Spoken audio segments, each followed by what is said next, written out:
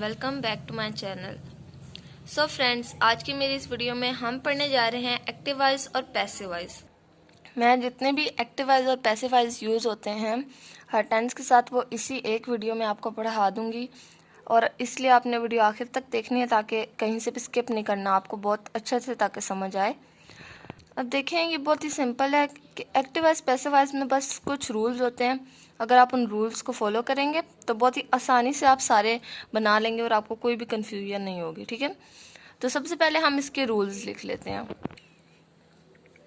इसके 4 main rules हैं जो हर एक्टिव वॉइस और पैसिव वॉइस में सेम रहते हैं। पहला रूल जो है वो ये है कि सब्जेक्ट जो होता है वो हमारा ऑब्जेक्ट में चेंज हो जाता है, यानी जो सब्जेक्ट हमारा होता है वो ऑब्जेक्ट की जगह पे चला जाता है। जब हम बनाने शुरू करेंगे तो मैं आपको बताऊंगी कि ये कैसे होता है। दूसरा रूल ये है हमारा कि जो ऑब्जेक्ट होता है वो हमारा सब्जेक्ट में चेंज हो जाता है। ठीक है, सब्जेक्ट और ऑब्जेक्ट के आपस में जगह तब्दील हो जाती है। उसके बाद हर किसी में बाय यूज़ होता है। और थर्ड फॉर्म जितने, अब देखिए जो टेंसेस होता है ना उसमें अलग अलग फॉर्म ऑफ वर्ब यूज़ होती हैं, जैसे किसी में सेकंड, किसी में फर्स्ट, किसी में थर्ड। पर ये जो होता है ना एक्टिव वॉइस और पैसिव वॉइस, इसमें हमेशा थर्ड फॉर्म यूज़ होती है। जब हम किसी भी जुमले को एक्टिव वॉइस से पैसिव वॉइस में लेके जाएंगे तो हमेशा हमारी थर्ड फॉर्म यूज़ होगी।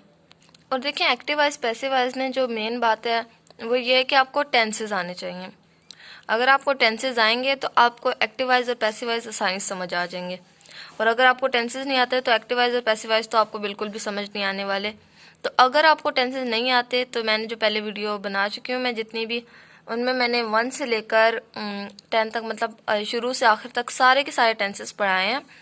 वो वाली वीडियोस आप देखें तो आपको टेंसेस भी आ जाएंगे। उसके बाद फिर आप एक्टिव वॉइस पैसिव वॉइस पढ़ें, और अगर आपको टेंसेस आते हैं फिर तो बहुत अच्छी बात है।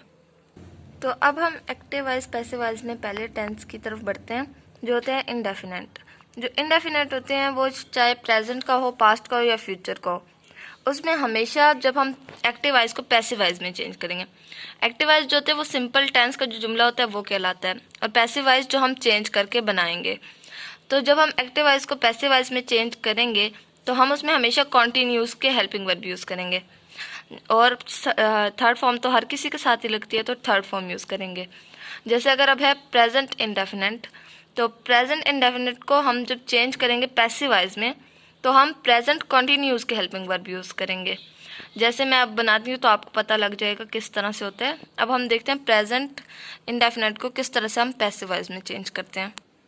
जैसे अब हम देखते हैं प्रेजेंट इंडेफिनेट, तो देखें इसमें जब एक्टिव वॉइस होते हैं यानी सिंपल, जब सिंपल प्रेजेंट इंडेफिनेट टेंस होता है तो उसमें हम क्या क्या यूज़ करते हैं, एस यूज़ करते हैं, डू डज यूज़ करते हैं और फर्स्ट फॉर्म यूज़ करते हैं। ठीक है, तो ये इसकी पहचान है। जिस जुमले में एस, डू डज या फर्स्ट फॉर्म आ रही हो वो हमारा किसका होगा, प्रेजेंट इंडेफिनेट टेंस का जुमला होगा। ठीक है, जैसे अब ये एक जुमला है, ही प्लेज फुटबॉल। अब देखें इसमें हमारा एस और एस यूज़ हो रहा है, तो ये किसका जुमला है, प्रेजेंट इंडेफिनेट टेंस का, क्योंकि इसमें एस यूज़ हो रहा है तो हमें पता लगे ये प्रेजेंट इंडेफिनेट टेंस का जुमला है। तो जब हम इसको पैसिव वॉइस में करेंगे, तो जब हम इसका पैसिव वॉइस बनाएंगे तो मैंने आपको जैसा कि शुरू में बताया इंडेफिनेट टेंस में कॉन्टिन्यूस का हेल्पिंग वर्ब यूज़ है। तो प्रेजेंट इंडेफिनेट है तो प्रेजेंट कॉन्टिन्यूस का हेल्पिंग वर्ब यूज़ होगा। प्रेजेंट कॉन्टिन्यूस में जैसा कि हमें पता है कौन सा हेल्पिंग वर्ब लगता है, इज एम आर, और उसके अलावा इसमें क्या यूज़ होता है, थर्ड फॉर्म। तो हम लोग जब इसको चेंज करेंगे तो हम पहले तो इन सब रूल्स को भी यूज़ करेंगे और साथ में इज एम आर और थर्ड फॉर्म भी यूज़ करेंगे। ठीक है, तो अब हम इसी जुमले को चेंज करते हैं, ही प्लेज फुटबॉल। तो अब हम इसको चेंज करते हैं। सबसे पहले इसमें क्या होता है, सब्जेक्ट ऑब्जेक्ट बन जाता है और ऑब्जेक्ट सब्जेक्ट बन जाता है। तो ऑब्जेक्ट इसमें हमारा क्या है, ही प्लेज फुटबॉल में हमारा ऑब्जेक्ट, फुटबॉल हमारा ऑब्जेक्ट है और ही हमारा सब्जेक्ट है। तो ऑब्जेक्ट जो है उसको हम सब्जेक्ट की जगह पे ले जाएंगे। सबसे पहले हम लिखेंगे फुटबॉल, तो ये हमारा आ गया फुटबॉल। उसके बाद हमने हेल्पिंग वर्ब लगाना है, फुटबॉल के साथ सिंगुलर है तो क्या लगेगा, इज, फुटबॉल इज, हमारा हेल्पिंग वर्ब इज आ गया।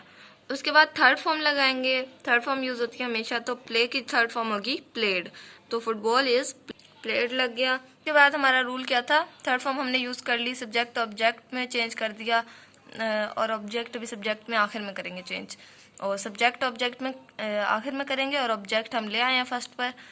तो अब हम थर्ड फॉर्म भी हमने लगा लिया, अब हम यूज़ करेंगे बाय। तो फुटबॉल इज प्लेड बाय, तो बाय आ गया।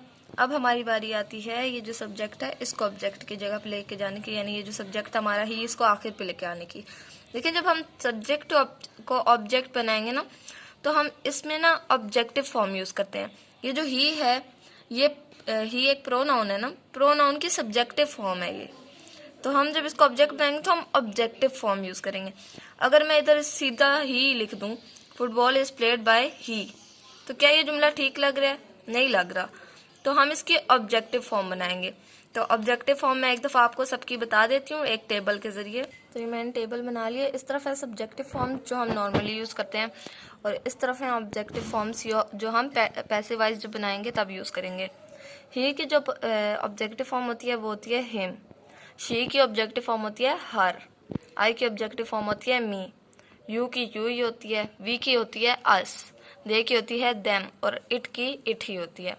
अब ये टेबल आप नोट कर लें और इसको आपने याद कर लेना है ताकि आपको जब आप पैसिव वाइज बनाएं तो ऑब्जेक्टिव फॉर्म याद रहे। ठीक है, तो अब हम इन ऑब्जेक्टिव फॉर्म्स को यूज करेंगे। तो उधर ही था तो ही की जगह क्या लगा देंगे? हिम। तो ही ऑब्जेक्ट की जगह पे आ गया तो हिम हो गया। तो पहले था ही प्लेज फुटबॉल, अब हो गया football is played by him. तो ये हमारा पैसिव वाइज बन गया। बस आपने इन हेल्पिंग वर्ब को लगाना है और इन रूल्स को फॉलो करना है और इस तरह से आपका पैसिव वाइज बन जाएगा। तो अभी हमने पढ़ा था प्रेजेंट इंडेफिनिट का। तो अब आते हैं पास्ट इंडेफिनिट की तरफ। तो देखें इसमें जो एक्टिव वाइज होता है उसकी मतलब सिंपल जो होता है उसमें डेट लगता है, जो डेट सिर्फ नेगेटिव और इंटरोगेटिव में लगता है। इसके अलावा इसकी क्या मेन पहचान होती है? इसमें सेकंड फॉर्म लगती है। जिस जुमले में सेकंड फॉर्म लगेगी वो होगा पास्ट इंडेफिनिट का। ठीक है, उसके बाद इसके जब हम पैसिव वाइज बनाते हैं, मैंने बताया था भाई पैसिव वाइज में जब इंडेफिनाइट का पैसिव वाइज बनाते हैं किसी भी इंडेफिनाइट का तो उसमें कॉन्टिन्यूस के हेल्पिंग वर्ब लगते हैं। तो पास्ट इंडेफिनाइट बना रहे हैं तो पास्ट कॉन्टिन्यूस के हेल्पिंग वर्ब लगेंगे।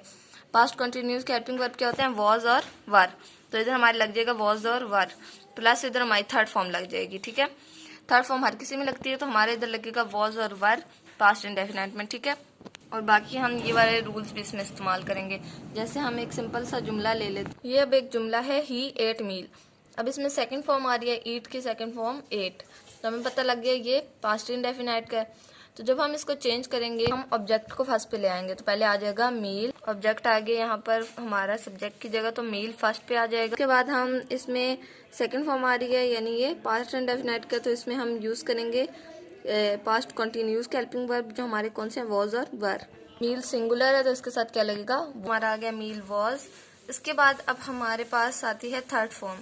तो थर्ड फॉर्म हमारा एट सेकंड फॉर्म है। ईट की थर्ड फॉर्म होती है ईट, एट और ईटन। ईटन थर्ड फॉर्म होती है तो हम थर्ड फॉर्म इधर लगा देंगे मील वॉज ईट।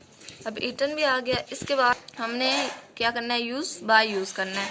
अब ये तीन रूल्स हमारे हो गए हैं। थर्ड फॉर्म भी लगी, जो है ऑब्जेक्ट व सब्जेक्ट भी बन गया, और अब हम बाय यूज करेंगे। तो ये आ गया मील वॉज ईटन बाय। अब ही है, ही की ऑब्जेक्टिव फॉर्म होती है हिम, तो आ जाएगा मील वॉज ईटन बाय। तो इस तरह से मील वॉज ईटन बाय हिम ये हमारे इसका पैसिव वॉइस बन गया। ठीक है, तो इस तरह से अब हमने पास्ट इंडेफिनिट का भी बना लिया। तो अब हम लोग चलते हैं फ्यूचर पर। अब हम लोगों ने प्रेजेंट इंडेफिनिट, पास्ट इंडेफिनिट जो है वो पढ़ लिया। अब हमारे इंडेफिनिट में लास्ट रह गया जो है फ्यूचर इंडेफिनिट। तो इसमें जो हम सिंपल यानी एक्टिव वाइज जब बनाते हैं तो उसकी जो हमारी हेल्पिंग वर्ब यूज होते हैं वो विल शेल होते हैं और उसमें फर्स्ट फॉर्म यूज होती है। ठीक है, तो जब हम इसका पैसिव वाइज बनाएंगे तो कॉन्टिन्यूस का हेल्पिंग वर्ब यूज करेंगे। फ्यूचर कॉन्टिन्यूस में विल शेल बी जो होता है वो helping verb as a helping verb use होता है विल शेल के साथ बी। और थर्ड फॉर्म जो है वो जैसा कि मैं आपको बता चुकी हूँ हमेशा यूज होती है पैसिव वाइज में, हम लोग थर्ड फॉर्म यूज करेंगे। जैसे कि अब हम मिसाल के तौर पर एक जुमला लिखते हैं। जैसे अब ये एक जुमला है आई शैल गो टू स्कूल। अब ये जो है ये एक्टिव वाइज का जुमला है। ठीक है, यानी सिंपल जुमला है आई शैल गो टू स्कूल। तो जब हम इसको पैसिव वाइज में चेंज करेंगे तो पहले तो हम जो हमारा ऑब्जेक्ट है उसको सब्जेक्ट की जगह ले आएंगे, तो हो जाएगा स्कूल। स्कूल आ गया। इसके बाद helping verb will shall be use होते हैं, तो स्कूल जो है वो सिंगुलर है, इसके साथ लगेगा विल, तो आ जाएगा हमारा स्कूल विल बी। तो ये हमारा हो गया स्कूल विल बी। हमने इधर विल बी जो है इसका हेल्पिंग वर्ब यूज कर लिया। उसके बाद हम कौन सी फॉर्म यूज करते हैं? थर्ड। तो गो की थर्ड फॉर्म होती है गो, वेंट और गोन, तो हम इधर थर्ड फॉर्म लगा देंगे गोन। स्कूल विल बी गोन, हमने गॉन लगा दिया, स्कूल विल बी गॉन। और उसके बाद हम लोग बाय यूज करते हैं, तो हम देंगे बाय उसके बाद आई जो है वो सब्जेक्टिव फॉर्म में है, तो आई की ऑब्जेक्टिव फॉर्म हमारी होती है मी, तो हम यहाँ पे आई की जगह मी। तो ये था I shall go to school, school will be gone by me, तो ये इसका पैसिवाइज बन गया है। तो आज की मेरी इस वीडियो में हमने जितने भी इंडेफिनिट होते हैं प्रेजेंट, पास्ट और फ्यूचर, इनके पैसिवाइज बनाना सीखे। वैसे ही वीडियो काफ़ी लंबी हो गई है और इसलिए मेरे ख्याल में हमें आज के लिए इतना ही पढ़ना चाहिए। तो इंशाल्लाह अगली वीडियो में मुलाकात होगी जिसमें हम लोग जितने भी कॉन्टिन्यूस होते हैं प्रेजेंट, पास्ट और फ्यूचर कॉन्टिन्यूस, उनके एक्टिवाइज और एक्टिवाइज को पैसिवाइज में बनाना सीखेंगे। तो आज के लिए इतना ही था, मिलते हैं अपनी नेक्स्ट